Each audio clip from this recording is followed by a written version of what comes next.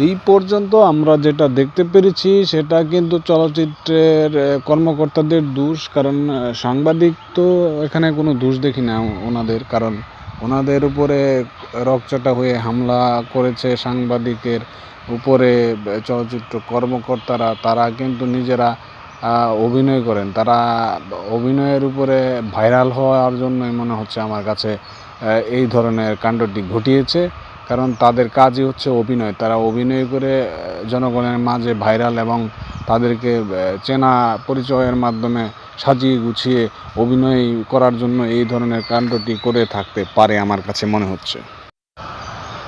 এই পর্যন্ত আমরা যেটা আসলে দেখতে পেরেছি, গতকালকে তো এনটিভি, আরটিভি, এসটিভি বিভিন্ন টিভিতে এই শোটা দেখিয়েছে, যে দেখলাম যে চলচ্চিত্র কর্মকর্তা যারা আছে তাদের সাথে সাংবাদিকের ক্যামেরার একটু ঘর্ষণকে কেন্দ্র করেই কিন্তু এই ধরনের মারামারি অথবা আক্রমণ, সাংবাদিকের উপরে হইচই করে চলচ্চিত্র কর্মকর্তারা মাঠে নেমে পড়েছেন, এই ধরনের একটি কাণ্ড দেখতে পেয়েছি। আমি যেটা সাধারণত বুঝতে পারি যে তারা কিন্তু সবসময় অভিনয় করে থাকেন, তারা অভিনয় করে ভাইরাল হতে চান। আজকাল কিন্তু বাংলা সিনেমা অতটা চলে না বা দর্শক অতটা দেখে না।